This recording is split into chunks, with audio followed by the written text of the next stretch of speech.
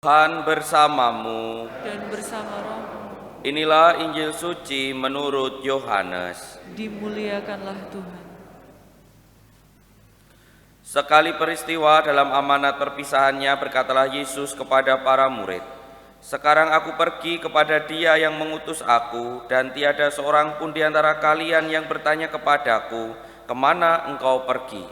Tetapi karena aku mengatakan hal ini kepadamu, maka hatimu sedih. Namun yang kukatakan kepadamu benar adanya. Lebih berguna bagi kalian bila aku pergi. Sebab bila aku tidak pergi, penghibur takkan datang kepadamu. Sebaliknya bila aku pergi, aku akan mengutus Dia kepada kalian. Dan kalau penghibur datang, Ia akan menginsafkan dunia akan dosa, kebenaran dan penghakiman. Akan dosa karena mereka tetap tidak percaya kepadaku. Akan kebenaran karena aku pergi kepada Bapa dan kalian tidak akan melihat aku lagi. Akan penghakiman karena penguasa dunia ini telah dihukum." Demikianlah sabda Tuhan. Terpujilah Kristus. Pak Romo, Bruder, Suster, Bapak Ibu dan saudara-saudari yang terkasih dalam Tuhan, pada bacaan pertama hari ini kita mendengarkan bagaimana seorang kepala penjara kemudian minta dibaptis setelah melihat keajaiban yang terjadi di depan matanya ketika Paulus dan Silas di penjara, lalu gempa dan seterusnya, seperti yang tadi kita dengarkan. Yang menarik bagi saya adalah kalimat terakhir tadi. Lalu ia membawa mereka ke rumah dan menghidangkan makanan kepada mereka. Dan ia amat bergembira bahwa dia dan seisi rumahnya percaya kepada Allah. Mengapa bagi saya ini menarik? Kepala penjara itu kan ya salah satu yang memenjarakan Paulus dan Silas. Ketika dia percaya kepada apa yang disampaikan oleh Paulus dan Silas, itu kan berarti ada resiko dia juga akan bisa mengalami seperti yang dialami oleh Paulus dan Silas, yaitu di penjara. Tetapi ketika dia justru dibaptis dan seisi keluarganya dibaptis, dia bergembira walaupun tahu pasti resikonya ini kalau saya dibaptis, saya ikut Paulus dan Silas, bisa jadi saya juga mengalami seperti yang dialami oleh Paulus dan Silas ini. Tapi dia bergembira walaupun ada resiko itu.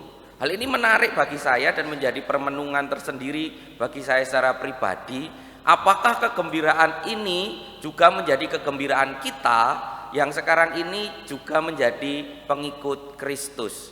Dan saya kemudian merenungkan kegembiraan itu muncul dari mana? Muncul karena apa yang disampaikan Yesus dalam bacaan Injil tadi. Bagaimana kita sebagai pengikut-pengikut Kristus, meskipun ada resiko, meskipun ada sesuatu yang berat, meskipun kadang tidak mudah, itu mempunyai seorang penghibur yang kemudian terus mendampingi kita dalam kehidupan kita sehari-hari.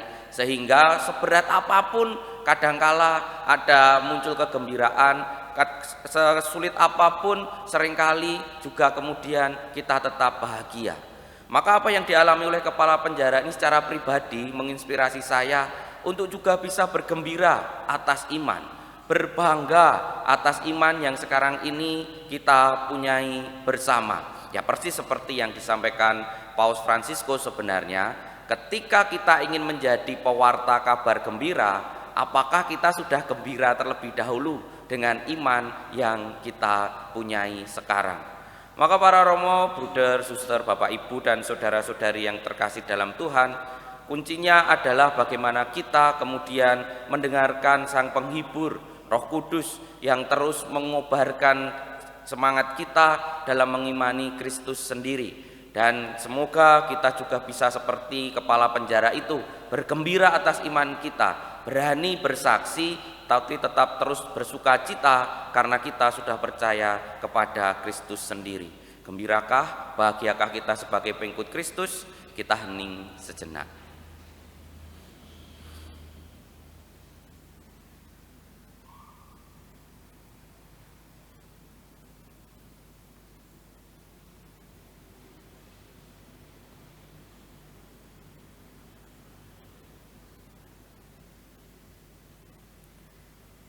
Kemuliaan kepada Bapa dan Putra dan Roh Kudus seperti pada permulaan, sekarang, selalu, dan sepanjang segala abad. Amin.